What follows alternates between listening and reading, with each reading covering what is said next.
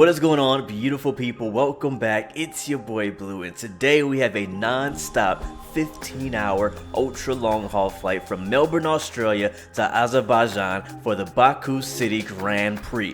This is the fourth flight for the Formula One Logistics World Tour, where we have been virtually transporting various high priority cargo to each Grand Prix destination. And this week, the teams are expecting some major upgrades for their cars. And thanks to our new World Tour sponsor, MOZA Racing, one of you also can expect a major upgrade to your home racing rig setup. So stay tuned for more details at Cruise. First, let's get this heavy 747 airborne. All right, good morning. We have a long flight ahead, so let's go and get this aircraft powered up and going. So start off with our battery switch uncovered and on. And standby power, auto. Utility switch left and right, on. IRS is to nav, all three of them. And we'll turn our hydraulic pump 4 to aux. And nav lights on. And logo light on. Alright, let's get our fuel and payload set in. So we'll start with our fuel page. We are going to need, actually we need to be in kilograms first of all, so click right here. Alright, now we're in kilograms. And we need 142,000 kilograms of fuel. And we're going to bring a little bit extra. Let's go with 143. Let's try that. So 143. Let's make that even. I think that should be good. I think I've factored in about an hour's worth of extra fuel on this flight. So we'll go ahead and hit load on that. That will start loading up. That's going to take a while. And for our payload, we don't have, because we're going so far, we're actually maxing out the range of this 747-800. So we're only going to probably be able to bring up to 15,000 kilos. So hopefully we can fit as much as we can for the next race, but 15,000 is all we can bring without us having to make a fuel stop. So let's go ahead and load that as well. And hopefully we're still within the CG for takeoff.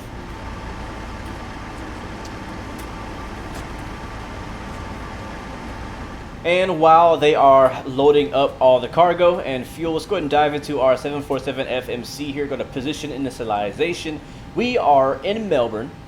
Yankee Mike Lima. Drop that right there, and we'll copy that reference point and put it into our IRS position right there and go over to the next page. Route, we're going to uniform Bravo. We'll click that right there. There we go. We'll hit activate, execute. There we go. And now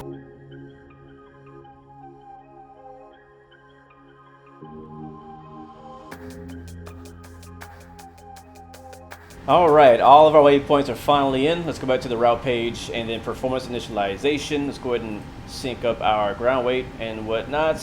For our reserves today, 5.5 is going to be our reserve fuel. So we will eventually step climb up to 40,000 feet, but we'll start off at 36,000 feet. I'm going to put that right there. And our cost index would be 320. Okay, so here's our issue. It's showing that we're predicted to use 232,000 kilos. And we've only entered 181,000 kilos. As you can see here on our right, all of our fuel tanks are full. Like, we can't fit any more fuel in this aircraft.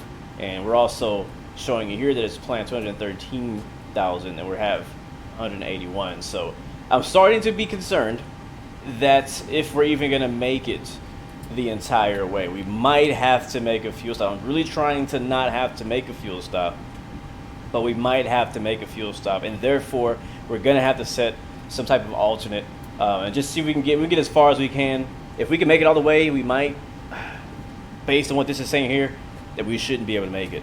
But we're maxed out on fuel. We have the minimum amount of cargo as we can get in here and still be below takeoff weight. And yeah, so we'll have to see what happens. I don't know what's gonna happen. Well, I guess we're gonna see. So let's go ahead and get everything closed up, and we are going to go ahead and get out of here. And let's go up top and get our APU started. So start with the APU start switch to the start position. We'll go ahead and get our Fuel pumps on.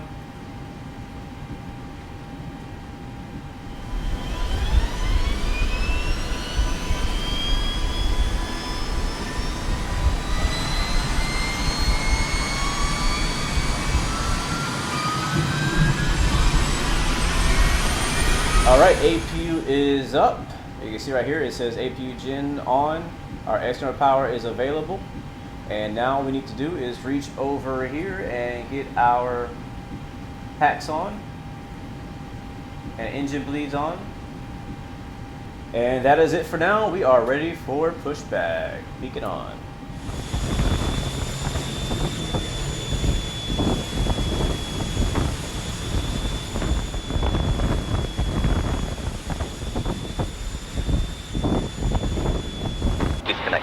Pushback completed. All right, pushback is complete. Let's go ahead and turn off packs 3 and 2. Make sure our APU bleed is on. Fuel pumps are all on, and we are clear to start engine 3 and 4. Starting 3 and starting 4.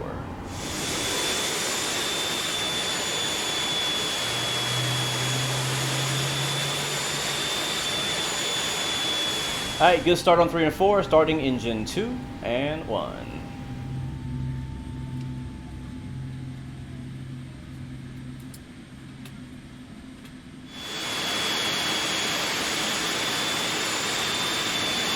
And we are ready for taxi.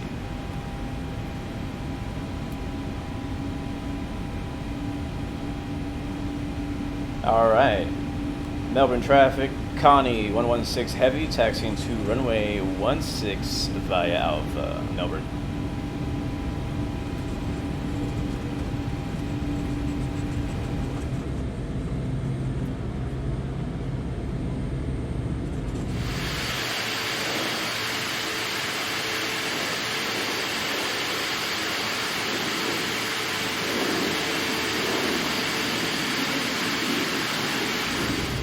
And Melbourne traffic, Connie 116 Heavy, holding short runway 16 at Bravo.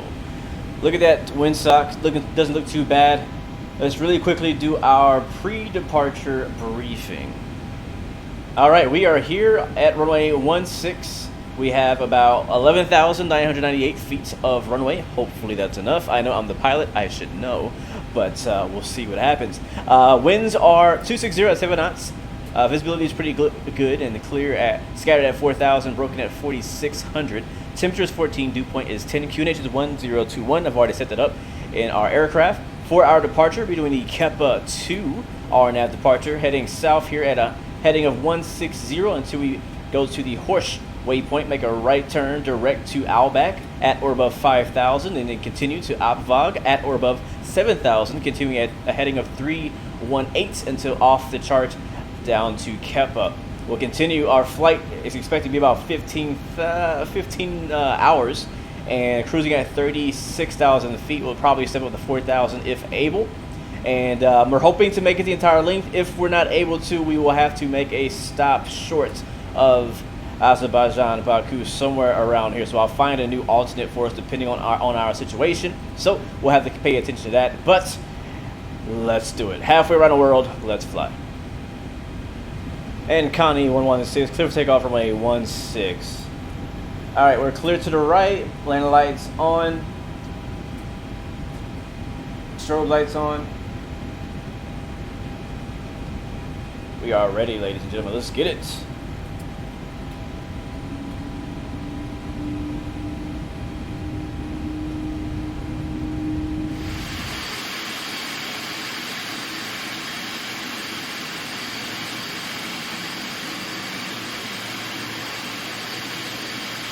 All right, all 4 engines running up to 40%.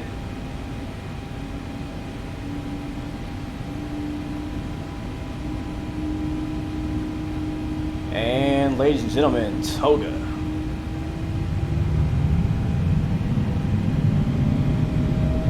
All right, give me that power. We're gonna need everything we can get here. Airspeed's alive.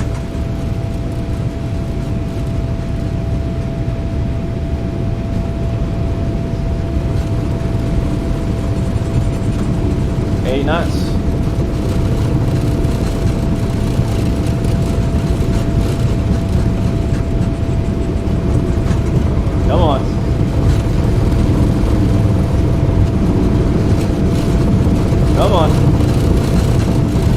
one.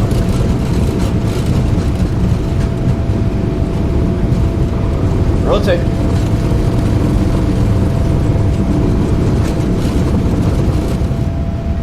Oh, baby. We're pulling up. Positive rate, gear up.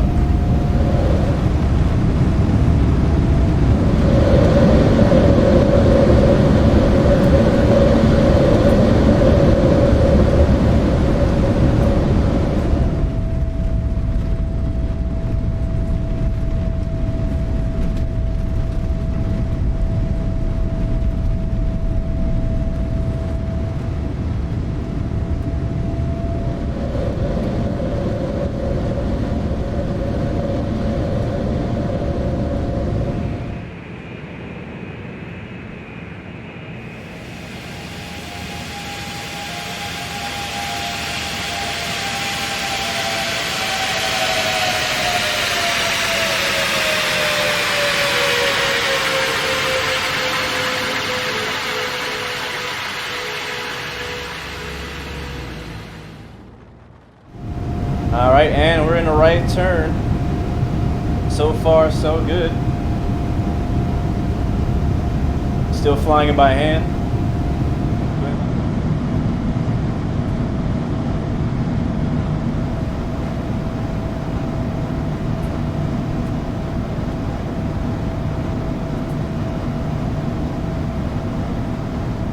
All right, doing a bit of a cloud surfing as we come up above 14,000 feet now. I just turned the landing lights off. You can see we got some clouds off to our right. Sun shining into the flight deck right now, and it's pretty cool. It's actually morning time here in Melbourne, Australia, and we're planning to land again in the morning over in Baku. So that is going to be pretty interesting. It's very confusing how the time zones work on flights like these. So I'm going to try not to adjust the time as we fly, just let it do what it does. So that's what we're planning, we're expecting. So we're cruising at 36,000 feet on our way up there. Nice shallow climb. We're down very, very heavy. So I was really happy we got off the runway there. It was really cutting it close. Really cutting it close.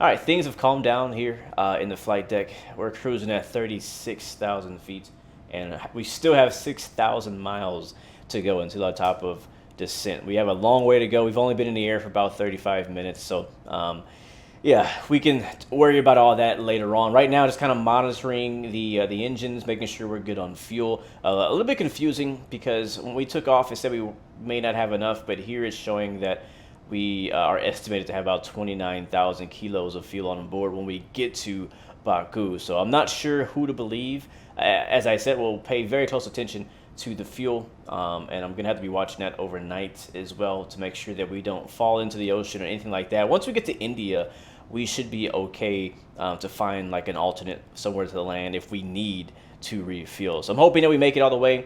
If not, worst case scenario, we have to land, stop and get a splash of gas, and then continue our flight on to where we're going. But so far, just chilling, hanging out, probably watch some shows, watch some movies, take a nap, get updated on some F1 news. I know there's a lot of parts being delivered to Baku, and they might be in the back of our 747 as well. So we'll definitely be discussing some of those things and as we go en route. But yeah, for now, enjoy the ride and enjoy the view.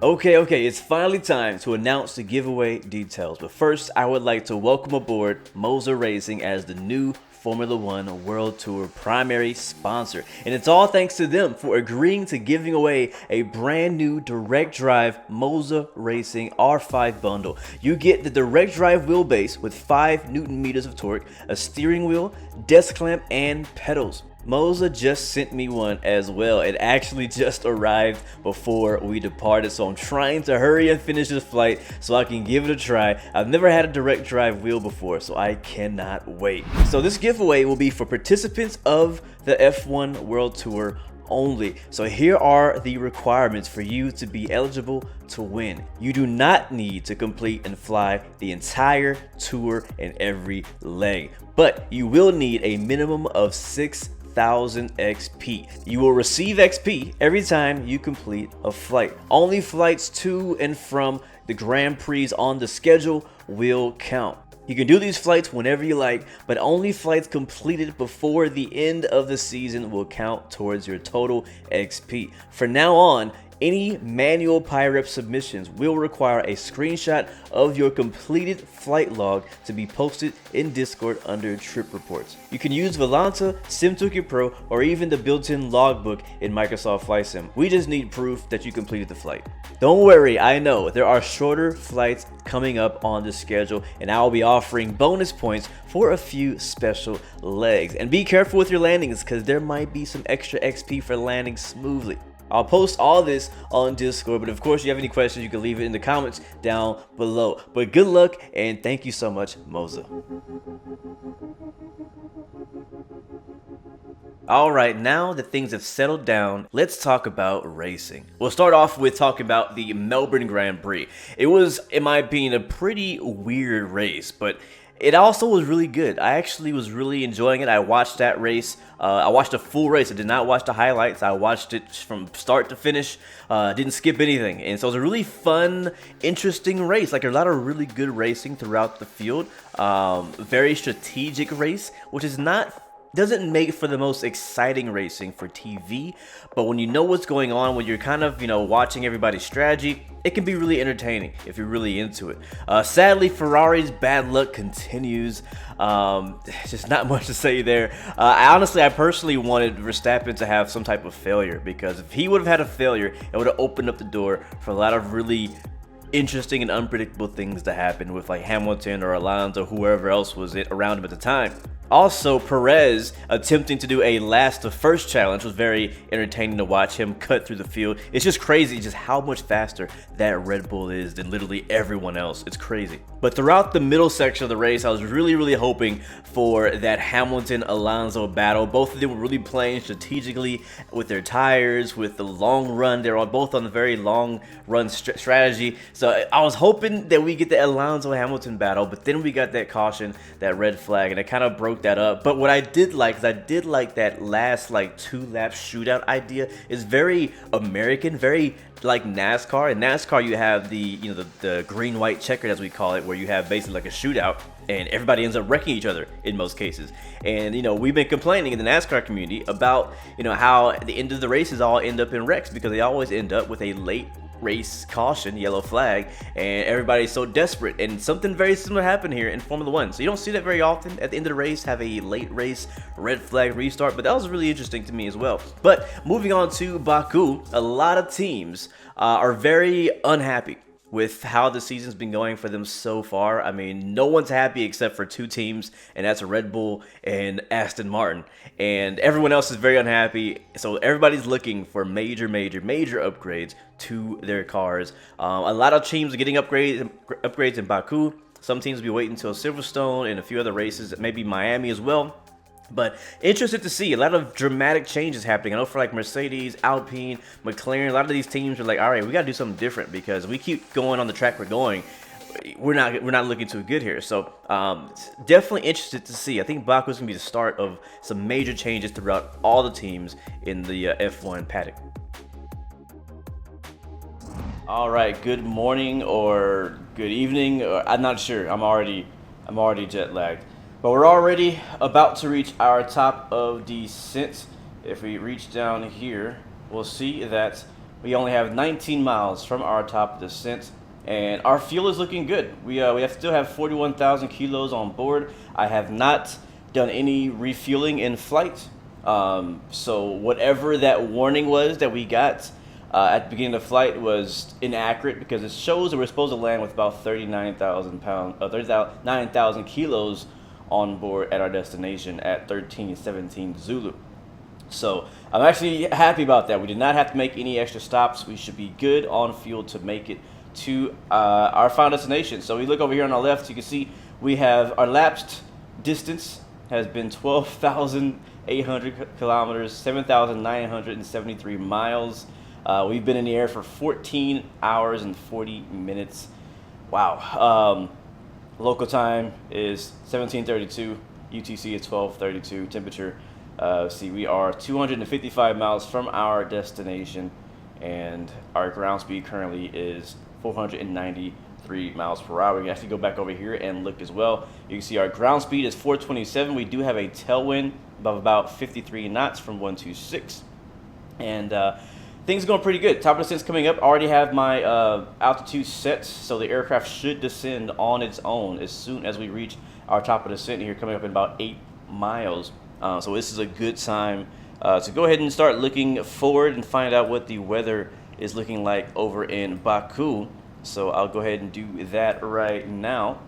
All right, back over to our Navigraph charts, and you can see this is where we are right here on the right, and there's Baku. There is our planned arrival. We'll see if we make any changes here. So the winds right now is VFR 160 at 18 knots, Kavik, so it's nice and clear.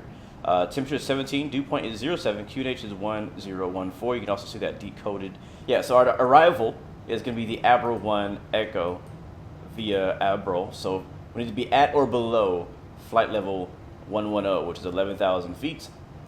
We'll continue down this track here and kind of go ahead to the north and then back down and then land on expecting runway 16 in Baku, which is over here. And then we'll plan to park actually on the other side over at Apron C. This is where the cargo ramp is, I believe. So that is the plan. What I can do is go back into my flights panel here and select our approach. And we can select ILS runway 16. We can at least look at it. Yeah, so basically just put us right on final. There's also the RNAV for 16. We'll do that. We'll hit add to route. That's going to add that into my flight plan here. So we just got to go into our FMC and make sure that we have the correct localizer code here. So 109.5, and our final approach is 161. And there's our mandatory 2,000 at that waypoint. So we'll definitely watch out for that. Probably go ahead and set our altitude for 2,000. That's what I'll do. So we'll go ahead and do that. And you can see here, we are descending. Beautiful. It's working great so far. You can see here on our VNAV page in the FMC that 11,000 is already pre-programmed, so the aircraft is descending to try to meet that altitude restriction the best that it can. If we go over to our nav rad page, it'll show that our ILS frequency is already in here. So confirming that is 109.5. That's exactly what we saw on the chart. So that is all good to go. So basically, allow the aircraft to do what it does and get us down safely, and we'll check in a little bit.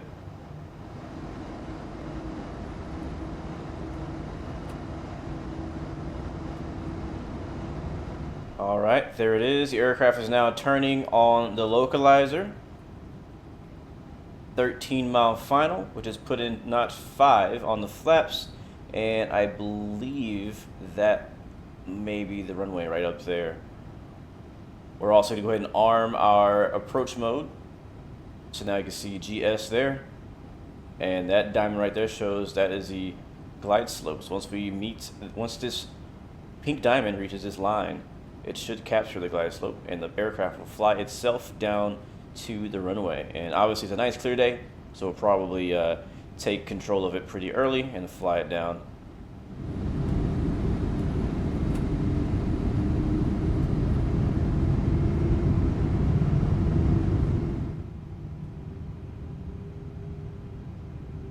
And there it is. There is the glide slope captured. Gear is down. And there's our runway.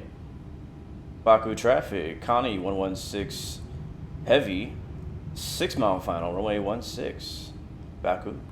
All right, guys, let's do this. All right, there it is. 159 is set for our VREF, and I'm gonna go flaps 30.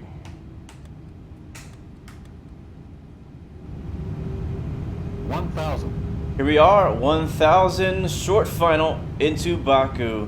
One thing that's crazy about this flight is that the sun actually never went down. So we took off in the morning in Melbourne, and it is just afternoon here in Baku. Like, that's crazy. 15-hour flight going on, 15 hours 20 minutes, and it's been sunny the entire way. That is crazy. But here we are, short final, and I think it's time for us to take over. Let's do some flying. Autopilot disengage. All right, and my aircraft auto throttle off. 500. Here we go.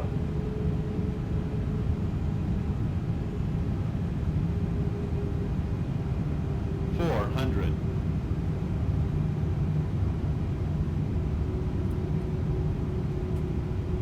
300.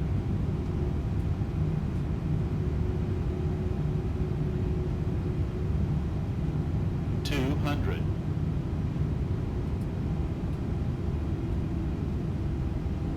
100. Flight slow, flight slow, flight slow. 50. 40. 30. 20. 10. 5. There we go, baby. And reversers.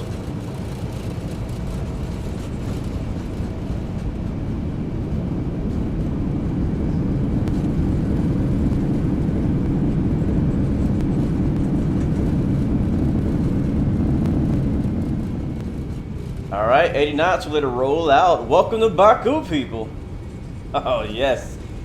What a great way to end a 15-and-a-half-hour trip. Oh, I can't wait for this race. This is going to be good. Thank you guys so much for riding along with us today.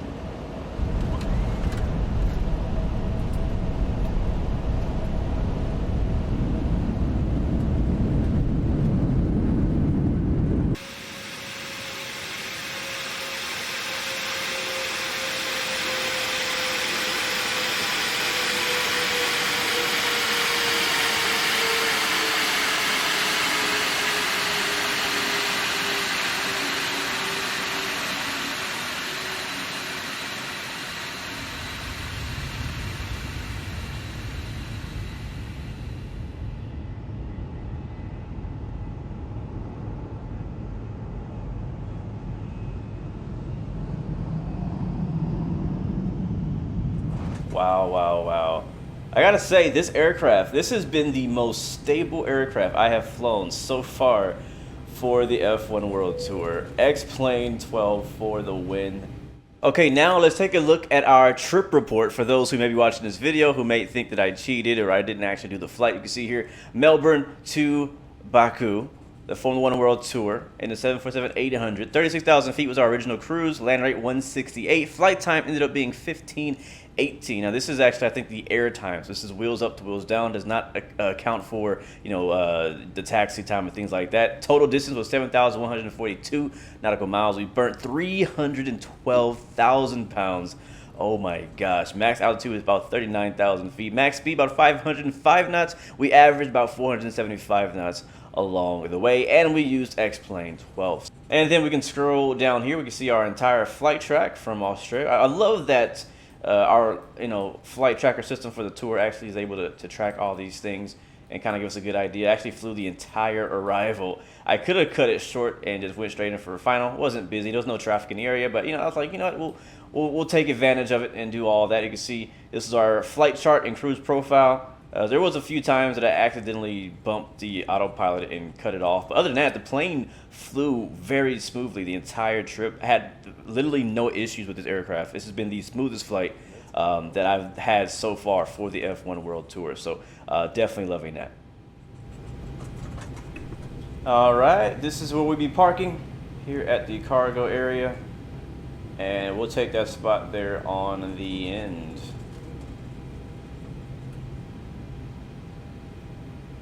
Man, what a flight. What a flight. I literally feel like I just finished like 24 hours of Le Mans.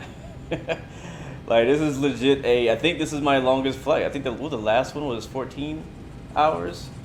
And this one's now 15 and a half. So I keep breaking my own records. I parked right here next to B. Oh, we got a marshaller down there. Crap. I just dropped my mouse.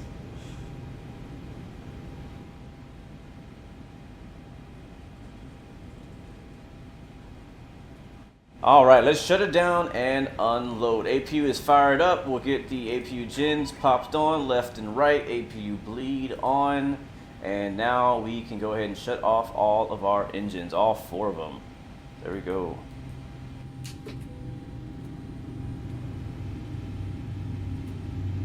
Thank you guys so much for watching. Again, welcome to Baku. I hope you guys enjoy your week. Enjoy the next F1 race. Big shout out to MOZA Racing for sponsoring the tour, coming on board with us. And I will see you guys next time as we fly from here in Baku to Miami.